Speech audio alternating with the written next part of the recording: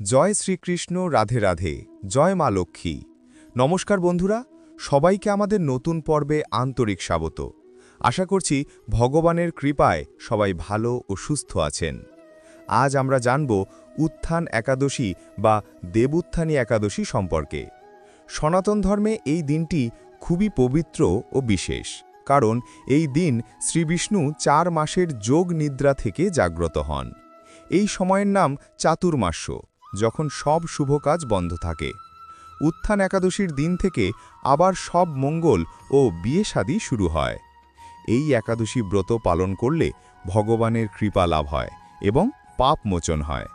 কিন্তু সঠিকভাবে পালন করা খুবই গুরুত্বপূর্ণ, না হলে ব্রতের পূর্ণ ফল পাওয়া যায় না। এবার জানি 2025 সালের উত্থান একাদশীর পালনের সঠিক সময় ও নিয়ম। যারা 1 নভেম্বর 2025 শনিবার ব্রত পালন করবেন, তাদের পালনের শুভ সময় হবে 2 নভেম্বর রবিবার ভোর থেকে সকাল 9:30 মিনিটের মধ্যে। আর যারা 2 নভেম্বর রবিবার ব্রত করবেন, তাদের পালনের সময় 3রা নভেম্বর অর্থাৎ 3 নভেম্বর সকাল 5:46 মিনিট থেকে 9:29 মিনিটের মধ্যে। দ্বাদশী তিথিতে সূর্যোদয়ের পর পালন করতে হয়। পালন মানে কেবল উপবাস ভাঙা নয়, এটি ভক্তি ও পবিত্রতার সমাপ্তি অনুষ্ঠান। পালনের আগে সকালে স্নান সেরে পরিষ্কার কাপড় পরে শ্রী বিষ্ণুর পূজা করুন। ওম নমো ভগবতে বাসুদেবায় মন্ত্র জপ করুন এবং বিষ্ণু সহস্রনাম পাঠ করতে পারেন। পরিবারের গুরুজনদের প্রণাম করে আশীর্বাদ নিন। পালন শুরু করুন তুলসী মিশ্রিত চরণামৃত বা গঙ্গা জল পান করে। প্রথমে একটু ফল, সেদ্ধ আলু বা গুড় খেয়ে পালন করুন। অল্প, সাত্ত্বিক ও হালকা খাবার গ্রহণ করা সবচেয়ে ভালো। পালনের দিন এই 7টি কাজ অবশ্যই করুন। 1. তুলসী ও শালিগ্রামের বিবাহ সম্পন্ন করুন। 2. দরিদ্র বা ব্রাহ্মণদের অন্ন ও বস্ত্র দান করুন। 3. গীতা বা ভাগবত পাঠ করুন। 4. ঘরে গঙ্গাজল ছিটিয়ে পবিত্র করুন। 5. গরু, কুকুর বা পাখিকে খাদ্য দিন, বিশেষ করে গুড় মাখানো রুটি। 6. সত্য কথা বলুন, কাউকে আঘাত করবেন না। 7. প্রসাদ ভাগ করে সবাইকে দিন।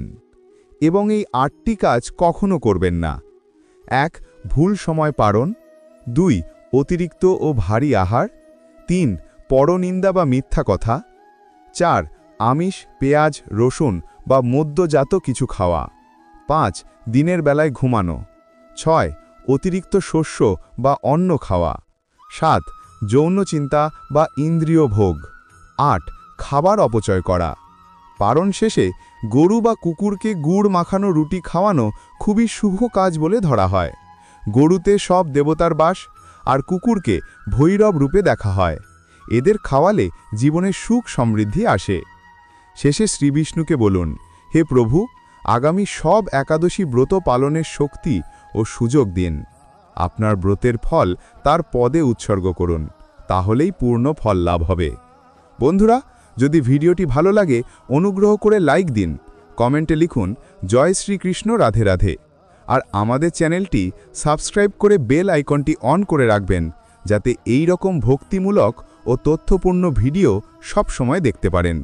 সবাই ভালো থাকবেন, ভগবানের কৃপা আপনাদের জীবনে বর্ষিত হোক।